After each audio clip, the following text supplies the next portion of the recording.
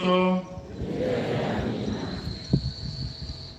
Mwashamba wa Askofu mstaafu Tarsisius J.M. Ngalaleku Mtwa, wapendwa mapadri, kwa namna pekee mapadri wetu wateule, baba shemasi, watawa na wapendwa nyote, kama tulivyosema katika utangulizi, tumekusanyika kama familia ya Mungu tukiwa na moyo wa shukrani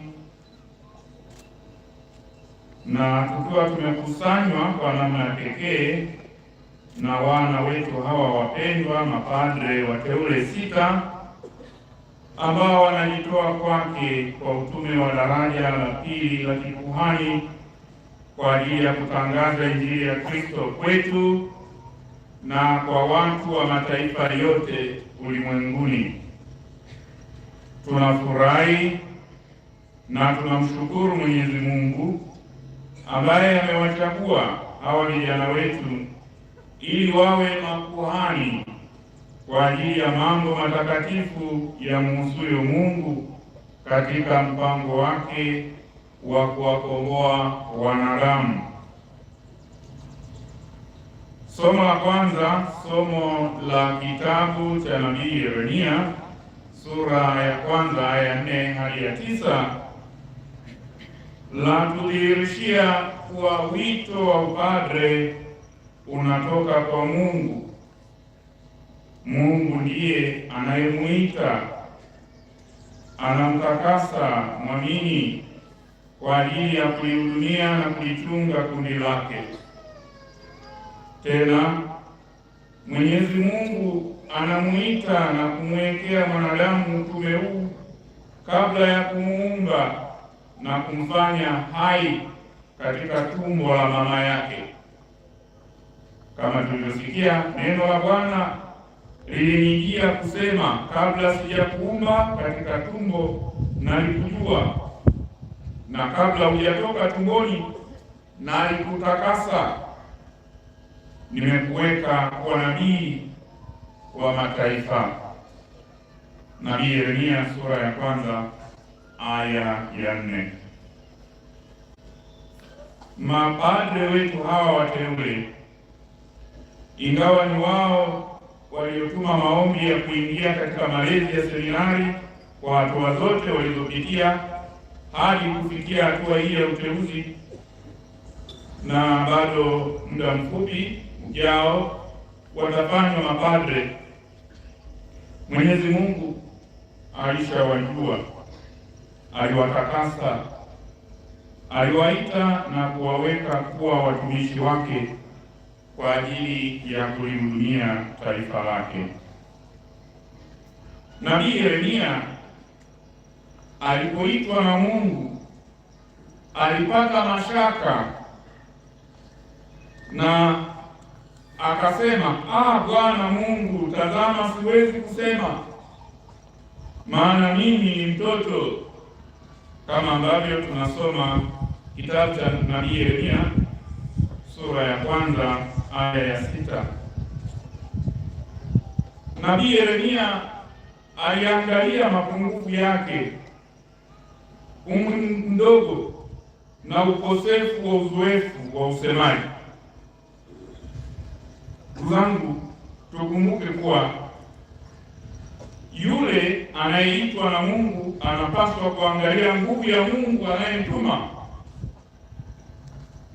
Utume wake sio kwa nguvu ya binadamu, bali ni kwa nguvu ya Mungu anayemtuma. Utume wake sio kwa nguvu ya binadamu, bali kwa nguvu ya Mungu ambaye anamjaza nguvu yake. Jambo hili litufundishe sisi sote waamini kuwa padre anafanyika kuwa mzee, presbyter kwa neno la Kilatini, na si kwa umri, bali kwa hadhi na mamlaka makubwa ya kimungu yanayostahilishwa. Padre asidharauike kuwa ni mwana mdogo, kama ambavyo mara nyingi tunasema tutakapo watuma watulete kadogo leo.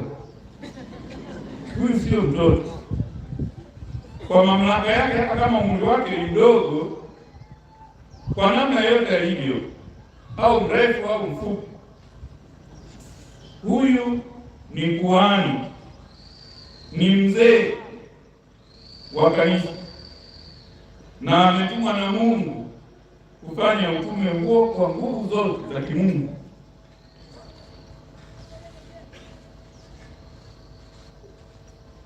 Hapa ieleweke ndugu zangu kwamba kwa kupewa hadhi ya kikuhani, padre anakuwa mzee katika maana ya kushughulikia masuala yote ya kichungaji, na mengi kati ya hayo ni makubwa na mazito,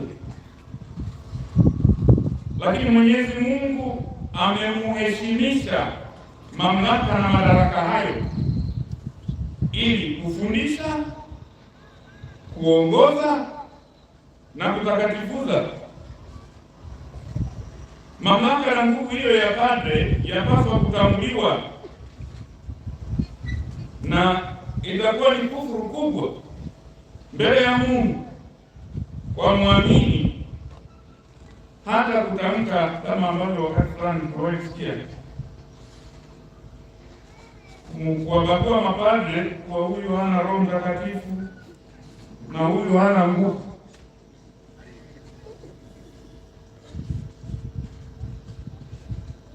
Kazi inayofanyika leo ni kazi nzito, na kama mtakavyoona mapadre hawa kwamba baba askofu anawekea mikono, na mapadre hawa wote walioko hapa wakawekea mikono. Na kabla ya tukio hili, nakumbuka kwamba tumesali, tumeimba wimbo wa uje Roho Muumbaji, Roho Mtakatifu.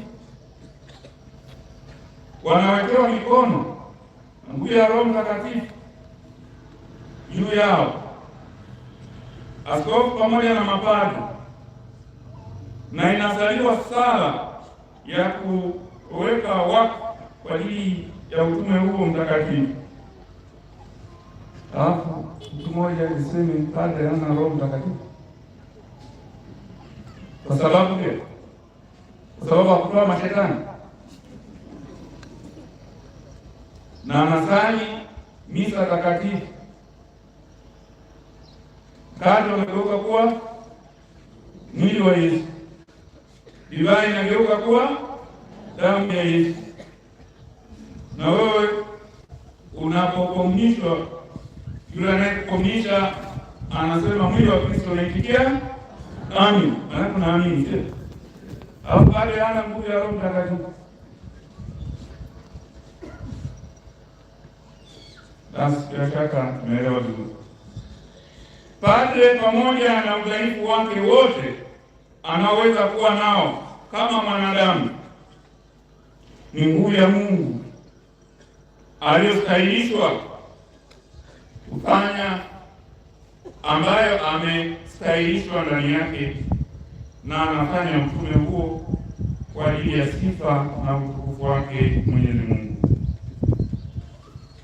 Nabii Yeremia anaamuriwa kwenda popote atakapotumwa na kusema chochote atakachoamuriwa kukisema.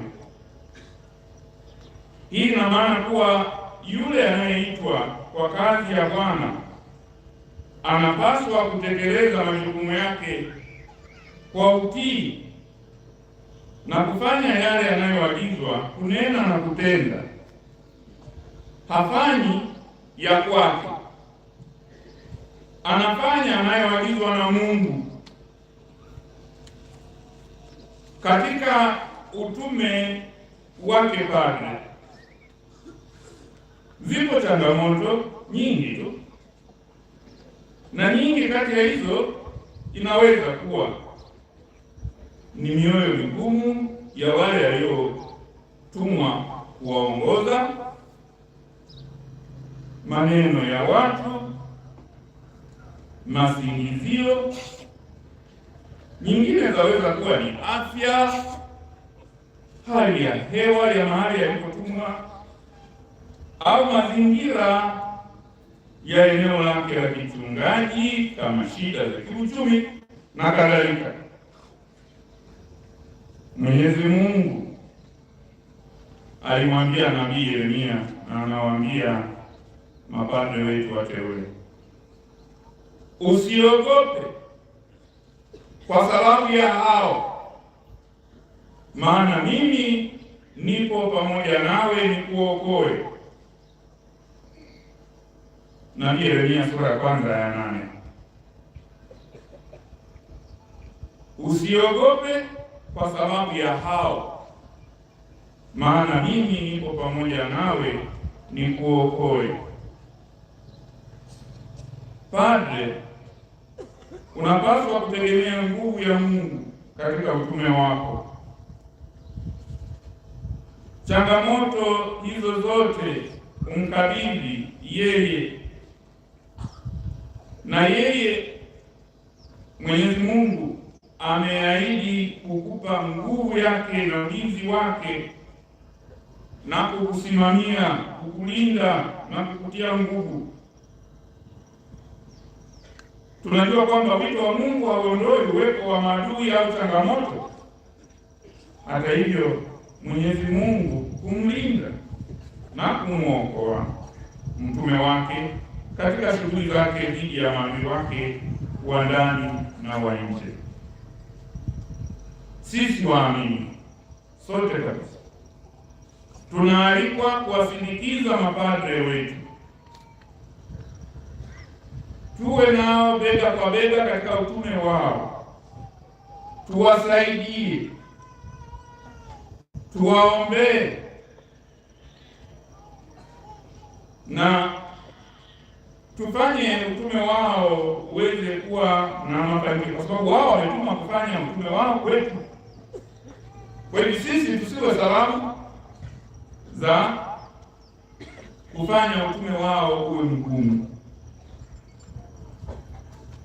Tuwaheshimu kwa nafasi yao, lakini tuwape ushirikiano,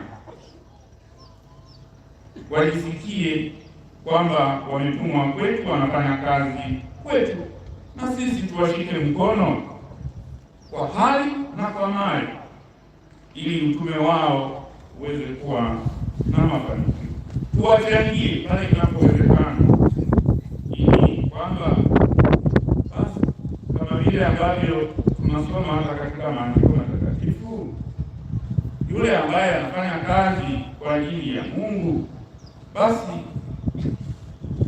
asiwe na shida ya kupata chochote, apate kutoka kwa wale ambao anawahudumia, na sisi tutapata baraka pale ambapo tunawasaidia mapadre wetu, tunaandamana nao.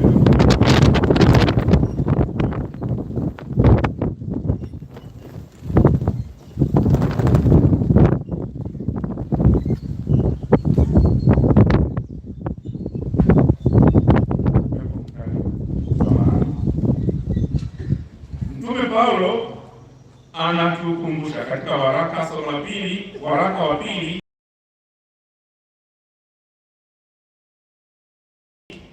wa mtume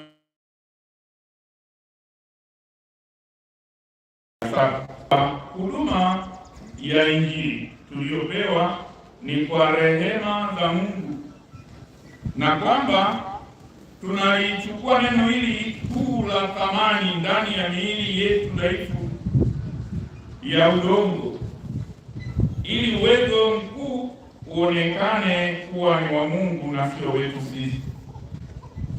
Utume huu wa kikuhani hautegemei nguvu zetu, bali neema ya Mungu tuliyopokea. Na mtume anasisitiza kuachana na mambo ya aibu yaliyostirika, kutotumia uongo wala kuchanganya neno la Mungu na udanganyifu. Nuru ya ukweli inapaswa kujionyesha wazi mbele za Mungu na kuigusa dhamiri ya kila mtu. Msingi wa uinjilishaji wetu sio sifa zetu au uwezo wetu binafsi, bali ni kumtangaza Yesu Kristo aliye Bwana na mkombozi wetu. Makuhani wanajiweka sio kama watawala au wakuu wa dunia hii, bali kama watumishi au watumwa kwa ajili ya kueneza upendo wa Mungu mioyoni mwa watu.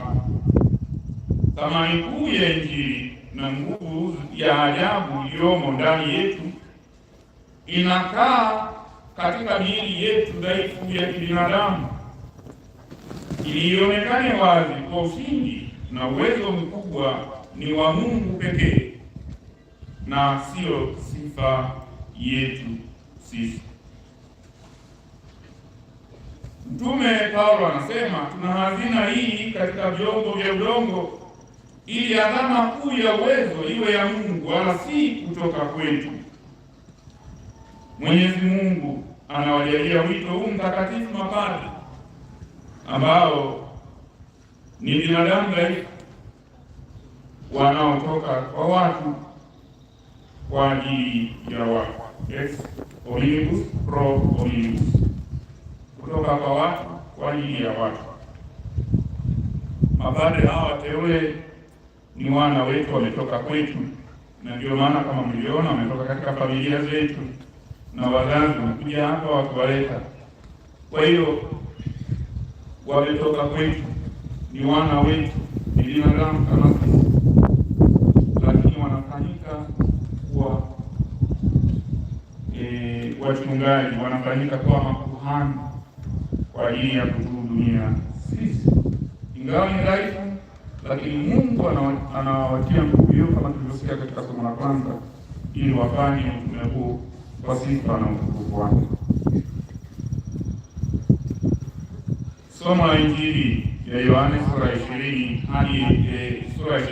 aya 19 hadi 23. Bwana wetu Yesu Kristo mfufuka aliwatokea wanafunzi wake waliokuwa wamejifungia ndani kwa hofu na kuwapa amani. Anawatuma waende kuihubiri Injili yake na kuwahudia Roho Mtakatifu ili wawe na uwezo wa kusamehe dhambi.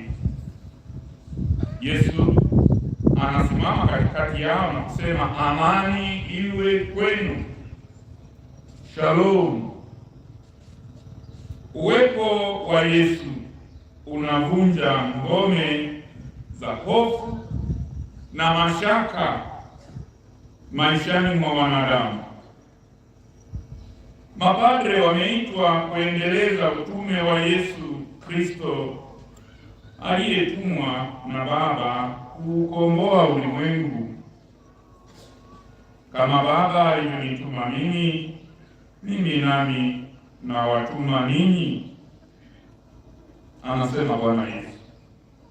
Wanarithi kazi ya Kristo ya kueneza upendo, huruma na wokovu wa watu ulimwenguni.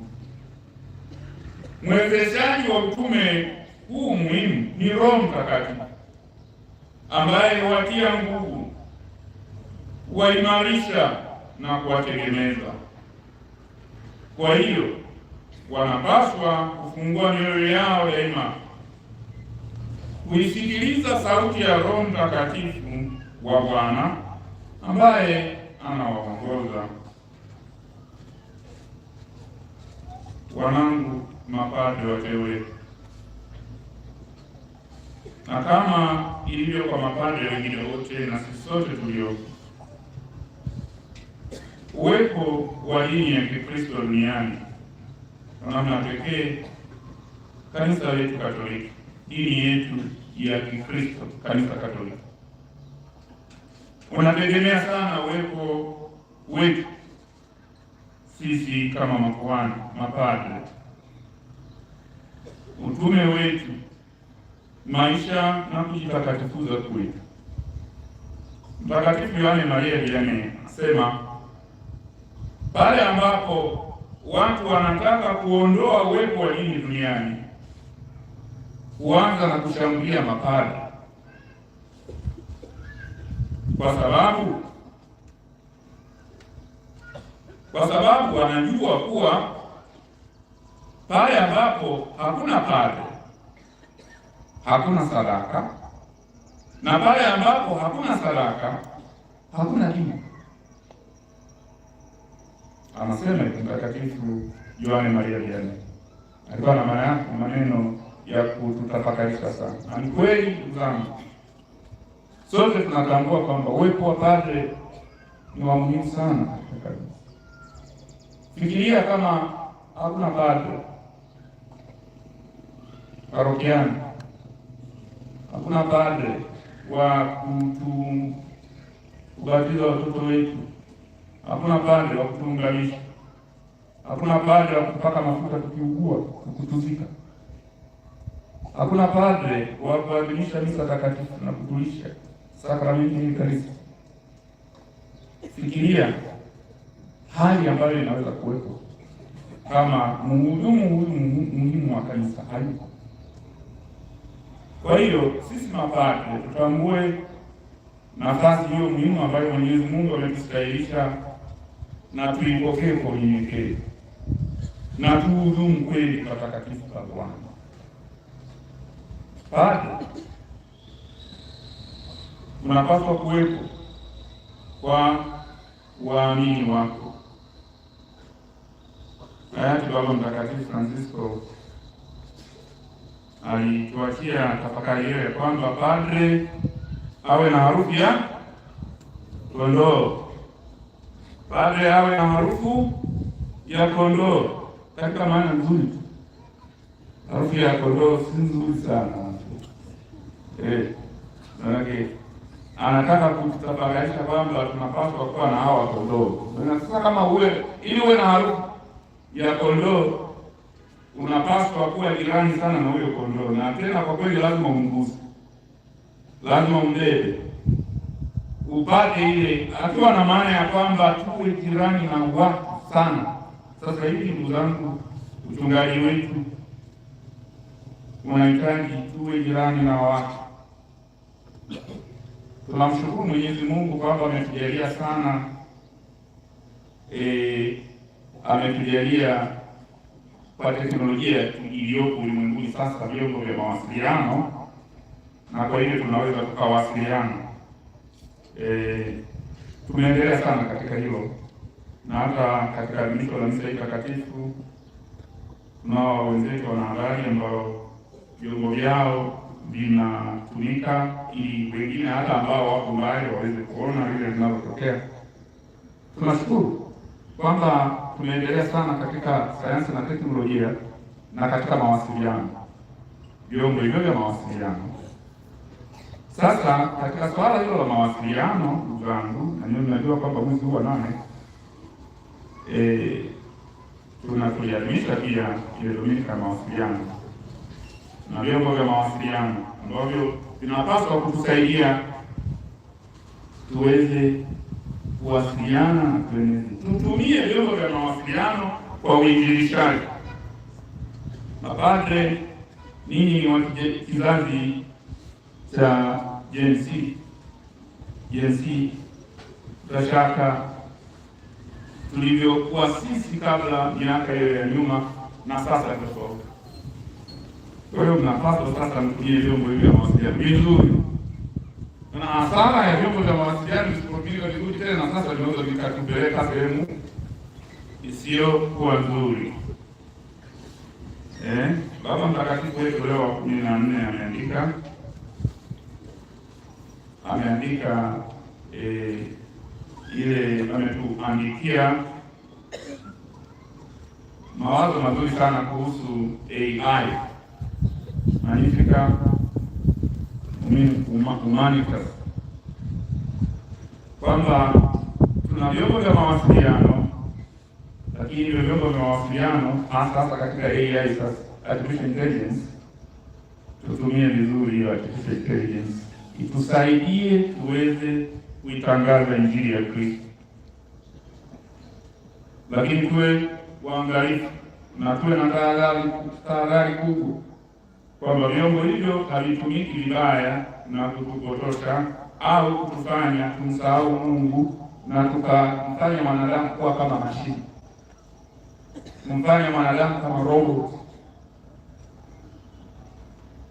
Vitusaidie tuweze kukuza zaidi binadamu na vitusaidie tuweze kuwasiliana vizuri, habari Injili ya Kristo iweze kuenea zaidi.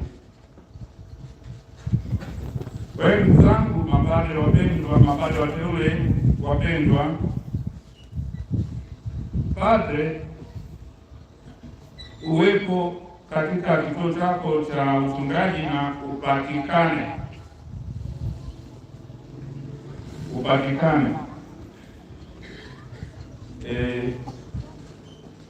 katika mazungumzo na mapadre hawa wateule wakiwa mashemasi siku za karibuni wanapofanya maandalizi, nilizungumza nao nikawauliza,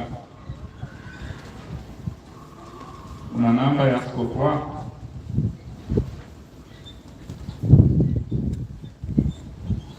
Jibu lililotoka kwa wote, ingawa nilizungumza nao mmoja mmoja, wote ni furahi kuona kwamba wote wana namba ya askofu, sababu kwa kuwa mashemasi tayari ningeshangaa kwamba shemasi hana namba ya askofu wake, lakini wote wana namba ya askofu.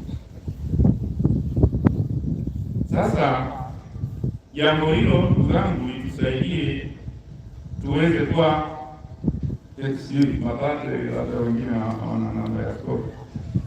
Wale ambao hawana namba, tuchukue namba ya askofu tuwasiliane, ili kwa sababu sasa kama tuna namba nyingi za watu wengi, hatuna namba ya mkuu wako wa jimbo ambaye mnafanya naye pamoja mnafanya pamoja utume, hakuna namba yake. Lakini hii pia hata sisi waamini, sijui kama tuna namba za maparoko wetu. Tumwamini ndio kabisa kwamba yule paroko wako au paroko msaidizi una namba ya simu. Sisemi kwamba wewe na namba yake msumbue, maana wengine ni wasumbufu. Anakupigia simu ya kingo kweli, habari. Za siku nyingi nzuri, kwa kweli nilikuwa nimekumisi tu.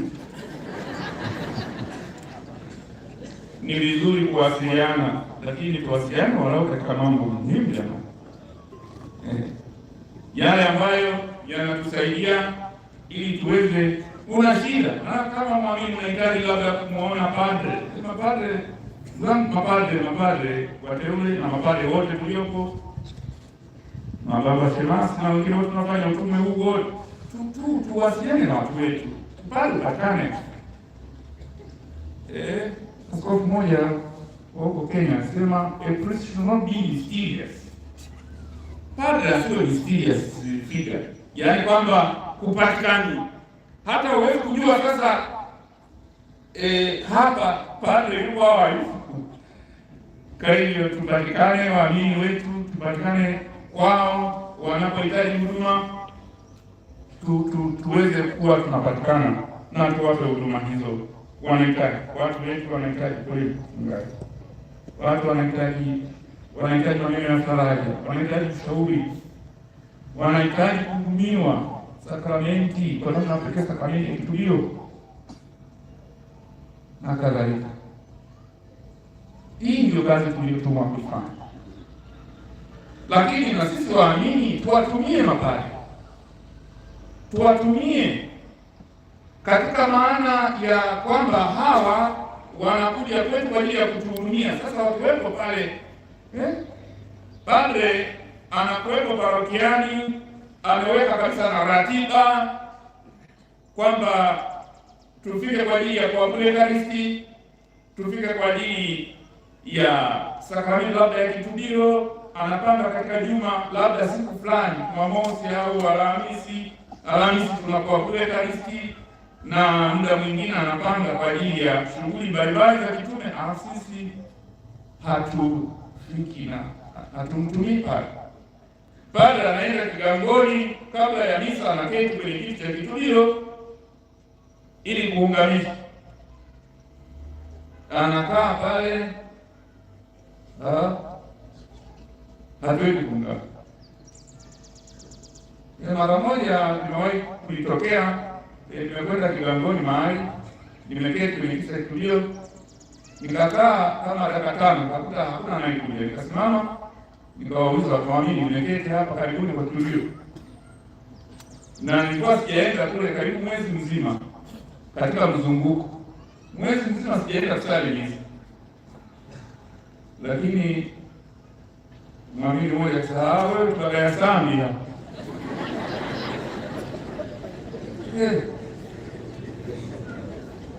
Kweli tunagaya sambi, yaani hatuna dhambi. Nikasema kweli tumshukuru Mungu kama hatuna dhambi kweli, kama tunaelewa dhambi ni nini.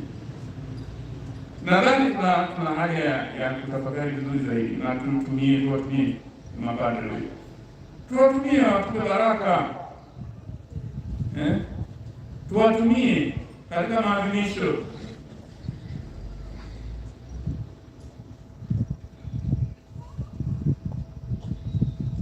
Baraka ya padre ni muhimu. Wakati mwingine pengine unaenda safari mahali, kwa baraka padre huyu amepaka mafuta mikononi kwa ajili ya kubariki, tumie. Kwa hivyo tumepewa zawadi hii kutoka kwa Mungu kwa ajili yetu. Katika adhimisho la sakramenti ya daraja takatifu la upadre, wakati wa kukabidhi dhabihu, tutasikia hapa askofu anamwambia padre mpya, pokea dhabihu za taifa takatifu za kumtolea Mungu. Fahamu hayo utakayotenda, fuasa hayo utakayotenda, na patanisha maisha yako na fumbo la msalaba wa Bwana. Maneno haya ni mazito sana, yanatutaka mapadre tuliongoze kundi la Bwana tulilokabidhiwa kwa maneno na matendo yetu, si kwa maneno peke yake, bali kuishi fungo tunaloadhimisha.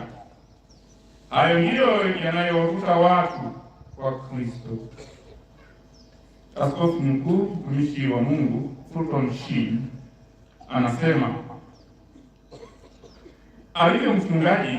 Je, wewe ni mfanyabiashara? Kama jibu ni ndio, basi habari njema ni hii. Unahitaji biashara yako ionekane na maelfu ya watu kila siku? Na je, unahitaji njia rahisi ya kuongeza wateja kwa haraka? Bongosource tupo kwa ajili yako. Tunakupa nafasi ya kipekee ya kutangaza biashara yako na bidhaa nyingine mbalimbali kwenye mitandao yetu ya kijamii yenye wafuasi wengi na ushawishi mkubwa mtandaoni. Kupitia Bongosource, fikia wateja wengi mtandaoni. Tangaza nasi kwa bei nafuu na matokeo utayaona kwa haraka. Wewe mfanyabiashara, pata nafasi ya kuonekana na kufahamika zaidi, na biashara yako kukua na kupata wateja wengi mtandaoni. Jiunge na familia ya Bongosource leo na uongeze wateja wengi kwenye biashara yako. Wasiliana nasi kwa namba ya simu 0747692064, barua pepe alphatizben@gmail.com. Bongosource, sisi ndio wakombozi wa biashara yako. Karibu tukuhudumie na tukuongezee wateja rukuki.